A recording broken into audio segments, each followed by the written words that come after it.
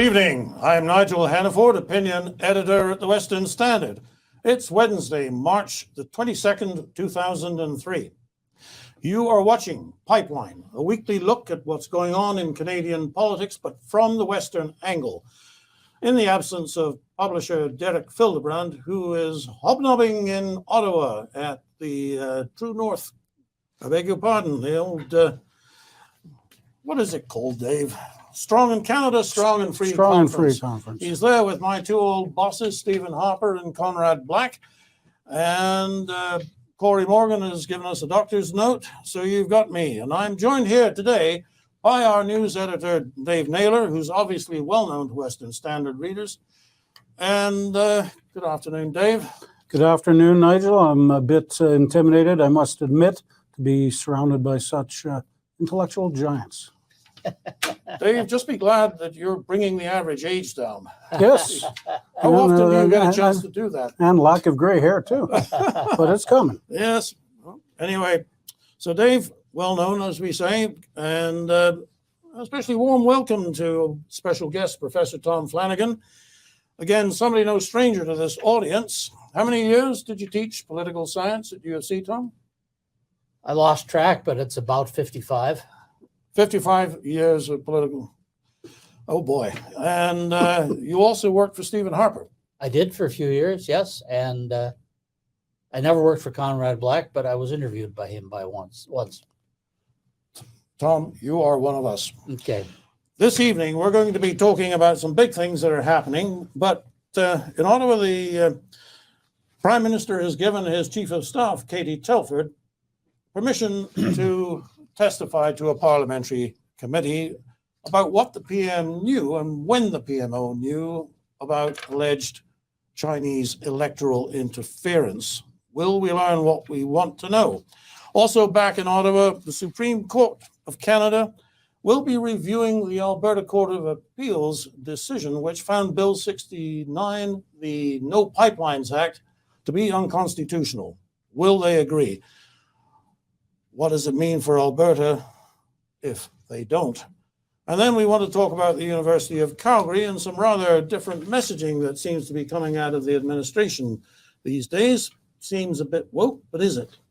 We'll get some opinions going about that.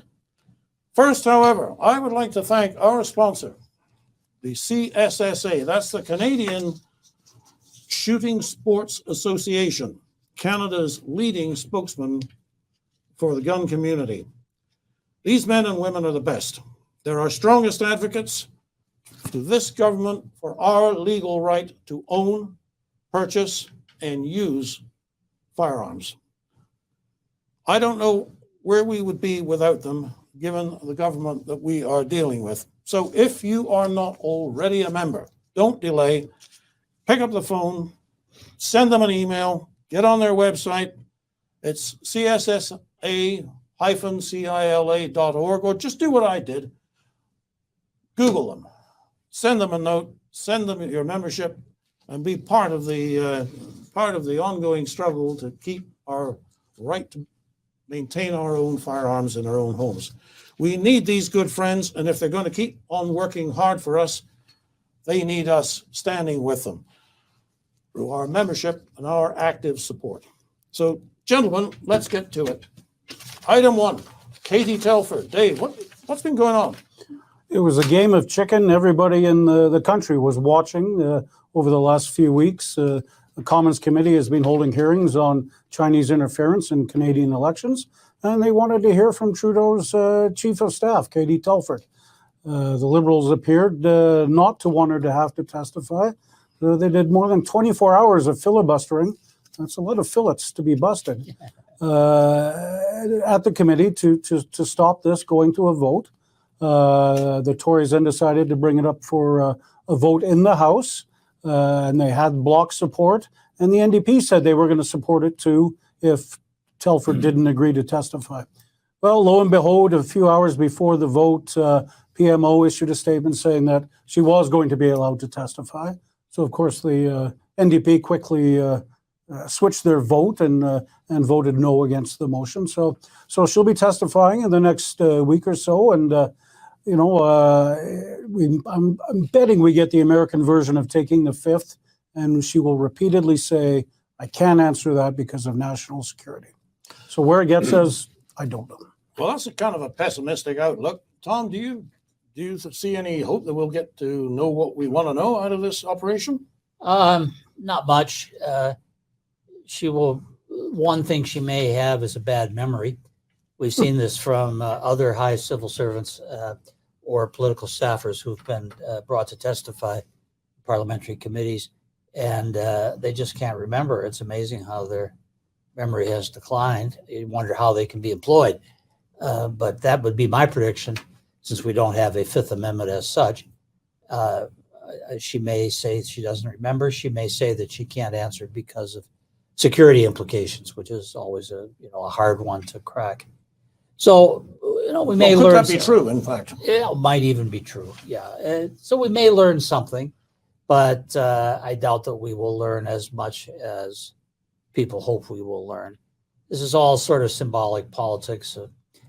It is important, though, because what it did, it demonstrated the fragility of the NDP Liberal coalition. The Prime Minister changed his mind because it became apparent that the NDP was going to vote to call Katie Telford. So that meant that the government would have been defeated on a motion in the House. Now, that's not automatically a confidence motion, so that doesn't mean that the government needs to fall, but it does show that the government can be defeated. I think it's something that you'd like to avoid. So that's my reading of it. But as I say, I don't expect to learn that much from Katie Telford's appearance. yes, that would have been a really bad story if they'd have lost a vote on Absolutely, that. yeah. So It would look terrible. And as I say, it doesn't mean the government falls, but it's something they would like to avoid, to keep their coalition together, because they've got to keep it together until 2025, until the next election. They would prefer to keep it going until then. Tom, what do you think of the appointment of the Trudeau family friend, former Governor General? what is a special reporter anyway? David Johnson has got this, what I assume is a fairly plum job. Yeah. Well, I can guess you do? it's whatever he wants to make it. It's not a well-defined role. I mean, it doesn't have any formal legislative making. David Johnston is, I think, a very distinguished person. He was dean of law at McGill. He was, by everybody agreed that he was a fine governor general. I think he will do his best to be impartial here. It's more the optics that it's the Johnsons and the Trudeaus were old family friends. He was on the board of the Trudeau Foundation for a while. It just the optics are wrong. But I don't want to say anything critical of David Johnston, except perhaps he shouldn't have accepted the appointment. But it's the old saying, justice must not only be done, but must be seen to be done. And so no matter what his report is, people will immediately start to criticize it and say that he wasn't objective, even if he did his best to be objective. So Does he actually have the powers to do the job in the fullest possible sense? Like, can he compel testimony? no, I don't think so. And it's not a judicial role. No. I don't think he has that kind of power. He can investigate. He can talk to officials. But beyond that, it's not clear to me what he actually. It's another delay. I think one of the things the Liberals are doing here is they're ragging the puck. They just want to drag this out until something else comes up that makes people forget about it, and they hope that it won't become a serious issue at election time. So appointing a special rapporteur is another way of ragging the puck. So if we could beam you into the office of the leader of the loyal opposition, and he were to say to you, what do you think we should, how do we bring this government to bear? You've had years of this kind of experience. What would you tell him? Well, I think the opposition has done a good job on this issue in the sense that they have forced a split between the Liberals and the NDP. and they are bringing Ms. Telford in to testify.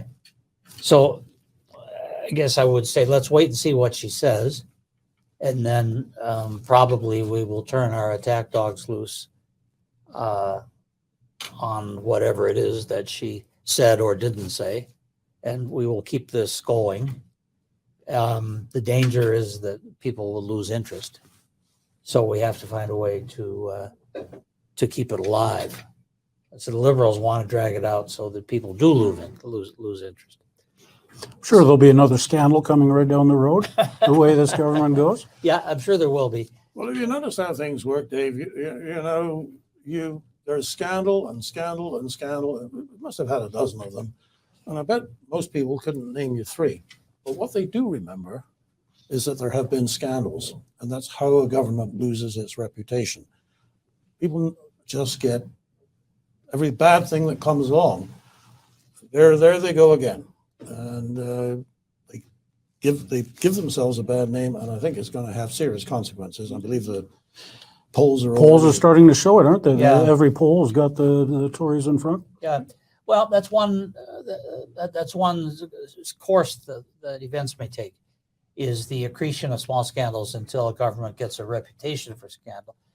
It is, however, possible for the big one to surface, and that's what happened when the Harper government was first elected in 2006. It was in the wake of revelations about the Liberals using public money in Quebec for political purposes.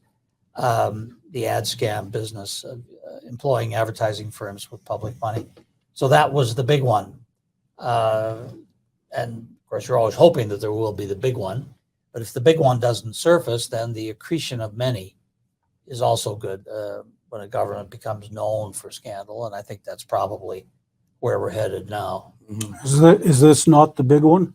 Chinese interference in as far as high up as the PMO, maybe? I don't think it is the big one. I think it's the big one in Ottawa because it involves senior political staff, maybe the Prime Minister himself. I mean, in a way, it obviously involves the Prime Minister himself. He's in charge. And these things happened while he was Prime Minister. So clearly he's involved. What kind of traction it has in the rest of the country, I mean, it doesn't affect anybody's paycheck. It's not a bread and butter issue of the kind that often determine elections. So it's more, I think, for the political class that get wrapped up in this kind of thing.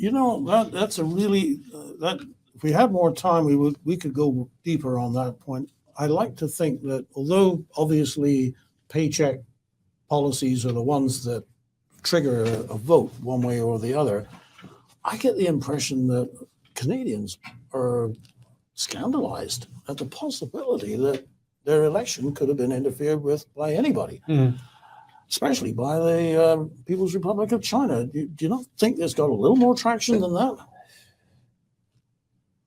Well, I haven't seen it that way, but I'm old, I'm out of touch. I don't talk to that many people anymore. I'm retired. So maybe I'm just out of the loop. So what I know about it comes mainly from what I read in the media. And that's my impression of it, is that it's a political class issue rather than what would turn it into a voters issue is voters are scandalized by dishonesty. Mm-hmm. Some scandals don't touch them when they seem just like a question of who got appointed, and it seems like inside baseball. But voters do get aroused when they sense dishonesty, and so if the Conservatives can spin this, not just the Conservatives, but other parties too, can spin this as Liberal dishonesty, that Liberals are lying to you. So that's close to a breakthrough. Then what would seal it is evidence of people making off with money, loot. That's what sealed the ad scam scandal. Yes. That's what made it the big one, is that the Liberals were actually taking public money. Now, we haven't seen that yet, but if it appears that there is some aspect of bribery in this, some quid pro quo, and we're seeing this in the United States with in very slow motion, the Biden family scandal. It's looking more and more as if they're going to be able to demonstrate that was money given for special consideration. That kind of thing is deadly. So that's what the opposition parties will be hoping that they can find that. Great points, Tom. I guess we'll see what she says. But I think, like you, I'm pessimistic. We'll have a real revelation there. But let's move on to pipelines, because this could easily become a matter of whether we keep the lights on in Alberta in 10 years' time. Dave, I get all the bills mixed up. Bill 48, Bill 69, no 69 is tankers, the tanker ban, isn't it? Or is it the pipeline? 48. Yeah, see, you get it. I get mixed up too. 48 was the tanker ban. 69 is, they call it the no more pipelines bill. Right. All right. Well, let's It's talk much broader than that, but it's. Yeah, well, that's it's in the Supreme Court this week. Alberta. What do they? Okay, but first it went to the Alberta. Yeah, Alberta government sued the Liberals. Mhm. Went to the Alberta Court of Appeal, and Alberta won 4-1. Of course, it was taken up to the Supreme Court, where their hearings started on Wednesday. So it won't be obviously probably a few months until a verdict is reached. But it that quick? Assuming keep in mind, there's one of them missing. All right, the Western Justice, Justice Brown, has got himself in an altercation in Arizona, where there was an alleged scuffle. So he is not in his seat at the moment, under investigation. So I think Premier Smith was mentioning, she hopes his absence isn't going to be the sway vote that the West would have had. I want to come back to what Premier Smith was saying yesterday in a few moments, but before we do that, Tom, lay it out for us. What are the implications of what the Supreme Court is considering? What does it mean for Alberta? Yeah. Well, Bill C-69 is a long, complex piece of legislation, many implications. But I think what's really important is that it extends federal jurisdiction over impact assessment into projects which are within the boundaries of a province. Now, it's clear that the federal government has jurisdiction over things like interprovincial pipelines, which they have used to kill several pipeline proposals. But that's always been clear that things like interprovincial railways, hydro corridors, pipelines, those are interprovincial and international. Those are under federal jurisdiction. But one would have thought, reading the Constitution, that the provinces have jurisdiction within their own boundaries. So if the provinces want to authorize a new pipeline from a gas field in northern Alberta to drive a power plant somewhere else within the province, that would just be a provincial matter. The new legislation allows the Federal Commission to override provincial jurisdiction and to impose a federal environmental review, which could include emissions, carbon emissions. Now, the feds may not do this in every case. We don't know how widely they would use this power. It's a power that they could use. But presumably, they had a reason for passing it. And my guess is that anything big would be subject to federal impact assessment on top of the provincial. So it gums up the work. The least it does is it gums up the work and extends things. At worst, it could become a virtual veto power. And this involves, I think this is important to grasp, it's not just Alberta and the oil industry, but this applies to all industries that have environmental impact. So, for example, in Ontario, Premier Ford wants to open up parts of Northern Ontario for mining, and he's been working at that and seems to be getting close, perhaps, to getting partnership with some of the First Nations up there so they can build the roads and dig the mines. But these are big, big projects for relatively rare metals that require you to move a lot of earth in order to get it. Right. Well, that would come under federal control. Now, the feds might like that project because it's for batteries and electric vehicles. So maybe they wouldn't get in the way, but potentially province developmental plans will now be under federal jurisdiction. Quebec, Hydro-Quebec, they want to do a new hydro project for power within Quebec, it would be subject perhaps to federal review. So that's why 8 out of 10 provinces are, well, 7 other provinces are supporting Alberta in this hearing. And I don't think it will end here, even if the Supreme Court upholds C-69, which I think it will, based on its past record, whether Russell Brown is there or not. I think it will actually uphold it. But when that many, and including all the big provinces, are opposed to it, there will be political repercussions later on. I can't say exactly what, but the provinces will be discussing ways that they can use their remaining powers to strike back. So I don't think the story ends here. Well, that is a relief, but it doesn't end there. But how does it play out? Well, it's in the short, medium term. I don't know whether the Sovereignty Act applies in this case, does it? Who knows? In the short run, I don't think much has happened. It doesn't stop business that's ongoing. Where it might be involved, let's say a big new development in the oil sands, opening up of a new, whether it was subterranean with heated steam or whether it's a surface pit, that I think you'd see the feds getting involved there.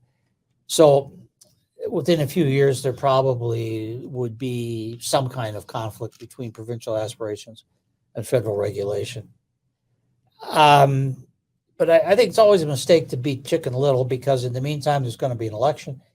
If a new government comes in, they might amend it to relax those powers. Those powers, they say, are not mandatory. Ultimately, it's going to depend on who's in power. If the Liberals are still in power, they will appoint the commission. Then the commission will recommend that an environmental assessment be done. Ultimately, it's up to the minister to make the final decision. So if you have different people at the top, you could avert confrontation for some period of time, and they might repeal or amend it, just as Brian Mulroney's government repealed the National Energy Program. Took time. A lot of things were lost in the meantime, but ultimately it was repealed. So I think it's a mistake to give up hope. I think the political process may come into play, but I can't. My weakness as a pundit was I could never foretell the future.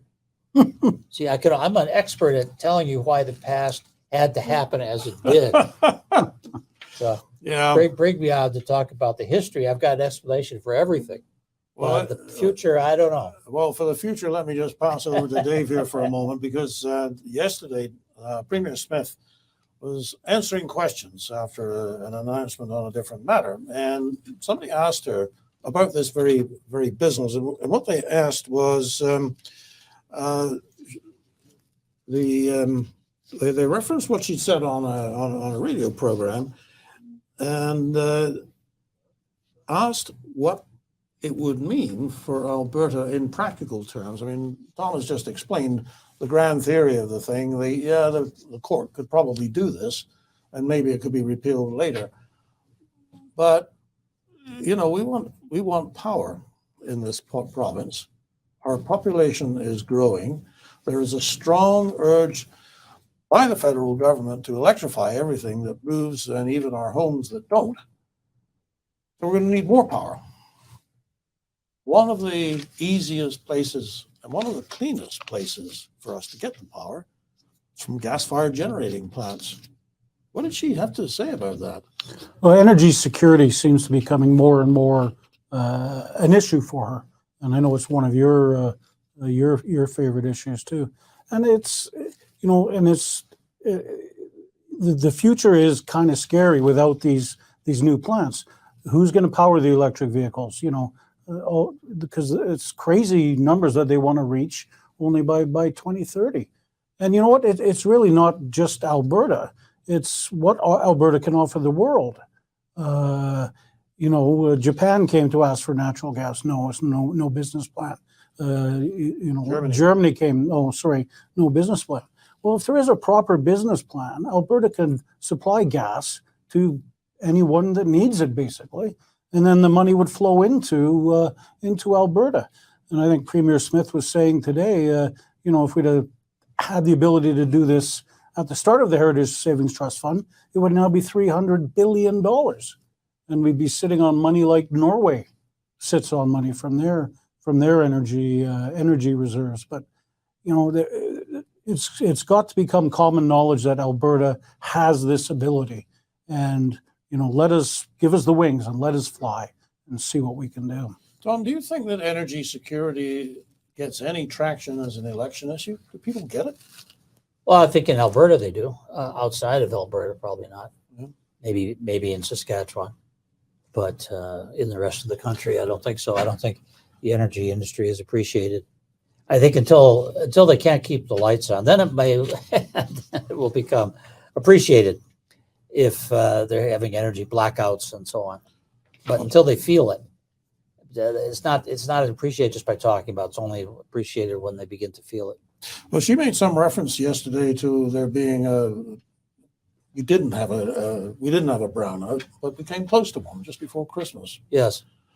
That to me would seem like a failure on behalf of provincial government. If we ever get to the stage where that could happen. Yeah, it's pretty scary. It's pretty scary. We're getting to that point, and it probably can happen. I mean, it has happened in places like Texas that you would think of as bastion of the energy industry. Weather is very unpredictable, and crazy things can happen. Mm-hmm. Bring on the nukes. Yes. Bring on the small nuclear modular reactors. Yes, those would be a big benefit to oil sand. I don't know the price equation, but if it's affordable, that you would be able to heat the steam that you need for bringing the oil up from the ground without adding to carbon emissions. So be sort of win-win all the way around. So we'll have to wait and see whether these things become practical. I mean, there are many things that work in prototype, but they can't be scaled up for some reason or other. So I guess we're gonna have to wait and see on that. Okay. All right. Well, the other thing that that's been occupying us this week, we had a column from actually old colleague of yours, Dr. Barry Cooper, very critical of the way that the administration at the University of Calgary is thinking. We know they, for example, have got a race-based hiring system that in one job ad, it actually said white men need not apply. I was devastated. What do you see going on up there on the hill, Dave? Well, apparently it seems to be becoming one of Canada's most woke universities.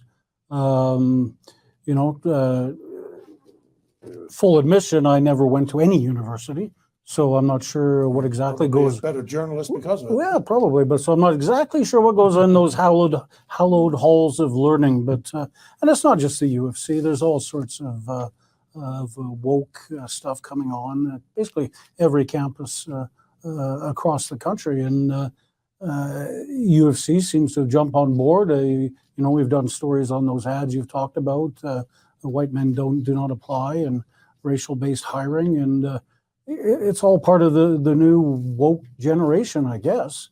And eminent people like Barry Cooper and I'm sure Professor Flanagan may have opposing views, let's say. And change is never easy, but some of the changes seems to be a bit strange. Well, I think Barry's point was that they're so busy planning for the future that they're no longer interested in studying the past. And just a few moments ago, Tom, you were saying, ask me something. Okay, so I'm asking you, what do you see going on there? Yeah. Well, to be honest, I'm glad I'm retired. I'd probably be in constant conflict if I were still a member. Barry and I are old friends. We were in graduate school together, so I've known Barry for almost 60 years, and he likes to stir the pot. So he may write it up in provocative language, but basically what he says is true. The university is going in that woke direction, and you pointed to the special hiring plan. What's behind? One of the things behind that is that the administration has bulked itself up by hiring a series of vice presidents to deal with particular woke issues. vice president for Indigenous Affairs or whatever. I don't have all the exact titles in front of me.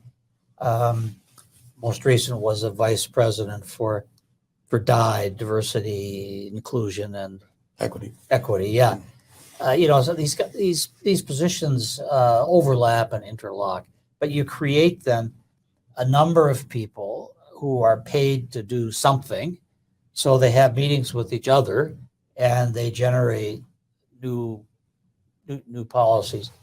This has been happening at all universities in North America, United States, and Canada. I think it's been worse elsewhere, but maybe the University of Calgary is going to start to play catch up. I always felt when I was teaching there that University of Calgary was largely immune to these trends. They never seemed to wash up on our shore, so to speak. So I didn't worry about it too much. But I think that has changed. So I think the university is going to be going with the pack now. Well, let me ask you this. Somebody who was in a position to have a qualified opinion told me that if they didn't do this, anytime that their researchers were applying for grants through federal programs, they would probably not get the grant because the university didn't follow this whole business of diversity, inclusion, equity. Do you think that's? I think that's absolutely true. And this is something that I ran into. So the federal government is actually buying the point of view they want by. Yeah, absolutely. They, in my late years of teaching, I had started to run into this. There were all kinds of reviews for research projects that were imposed because of federal involvement in the financing. In one memorable case, I had a grad student who wanted to go out to the Nisga'a and study their experiments with private property. But the Nisga'a said they wouldn't let her on until she completed a review on campus. The campus wouldn't approve the project until she had permission from the Nisga'a to go there. So she finally quit graduate school and went back to Ottawa where she had a job. But yeah, this kind of presence is pervasive. And it's hard for administrators of the university to resist it. You'd almost have to have a university like, what's the one in the United States, Hillsdale in Michigan, which is, puts itself completely outside the funding system and relies on private funding. We haven't had anything like that in Canada yet. Our big universities are all creatures of, we have some small universities who are perhaps a little bit more independent, but the big ones are all really dependent on this federal grant money. So do you think that let's not make it too easy for the UCP, but if they put money into universities and enveloped it for research, but did not have these kinds of restrictions applied to it, is that a way forward? Could be. I think they would require the support of the provincial government. The provincial government is the main funder. The funding for research, a lot of it comes federally, but the provincial government is still the main funder of the university. So if the provincial government started exerting a little more control, I mean, for example, universities, including U of C, always cry poor that they need larger grants. Now, if the province would say, look, how can you cry poor when you just added 3 new vice presidential positions? Each one is paying, I don't know, probably $200,000 plus a year, plus each vice president gets an executive assistant and a director. And, so you get budgetary implications of close to $1 million by the time you're done. How can you cry poor when you keep adding these positions? I think the province, these are provincial institutions. They are chartered by the province. They are ultimately to be controlled by the people of Alberta through provincial government. And sure, institutional autonomy is important, but when it's abused, it seems to me the province ought to be stepping in. And that's my view of like the University of Calgary asking for more money. I mean, sure, I want to see money for teaching and what's necessary, but I know that a lot of that money is going for purposes that I think are wasteful. So I say, come on down, province. That's why we elected you people. Let's see what you can do. Dave, that sounds like an editorial to me. You better get writing, Nigel. Well, it also sounds like a news story. Indeed. I'm going to ask the right people, so I'm going to turn that one over to you as well. We'll work on that together, Tom. Okay. Look, this has been great. Thank you so much, Dave. Thank you for having me. I know you love to give up an hour of your Wednesday afternoon, so it's all those stories waiting to be published for our readers. And Tom, I hope you'll come back again. This has been a pleasure. Okay. So it's Fun to do it. great to have your input. Look, ladies and gentlemen, Western Standard. I have to make this pitch, and I'm glad to make this pitch because we're doing something special here. This is the kind of journalism that you've been asking for, but we need you to help us do it. So we refuse to accept government funding, which, by the way, is another way that the federal government uses money through Heritage Canada to control what we read and what we ultimately think. So we don't take that funding because we don't want to be beholden to Ottawa. We rely on people like you to support independent journalism by choice. So please, if you are not already a member of the Western Standard, become a member. Get unlimited access. It's a real thief in the night deal. It's $10 a month. It's $100 a year. I think I'm right with the numbers, but if we're not, we have a charming young woman who will be pleased to receive your call or handle your email, take your money, and make sure she doesn't charge you too much. So, ladies and gentlemen, thank you for being with us this evening. It's been a pleasure to have you watching and you gentlemen talking. So that's it for the Western Standard. I'm Nigel Hannaford. The current Lethbridge feed grain prices are as follows. Cash barley is flat at $4.12, feed wheat is lower $2 at $4.10, and corn is steady at $415 per ton. In the milling wheat markets, May Minneapolis futures are down 7 3/4 cents at $8.38, with local hard red spring bid for April movement at $10.40 per bushel. In the oilseeds, nearby canola futures lost $8.50 at $720.90 per ton, with delivered values for April movement at $16.12 per bushel. In the pulse markets, nearby red lentil prices are steady at 32.5 cents per pound. Yellow peas remain at $12.50 per bushel. In the cattle markets, April live cattle dipped 75 cents at $161, 67.5 cents per hundredweight. I'm David Lee at Marketplace Commodities, accurate real-time marketing information and pricing options.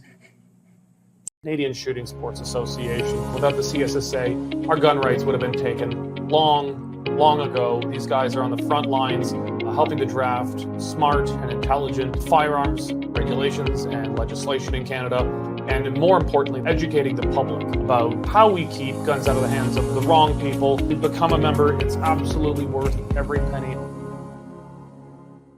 You can become a Western Standard member for just $10 a month or $99 a year for unlimited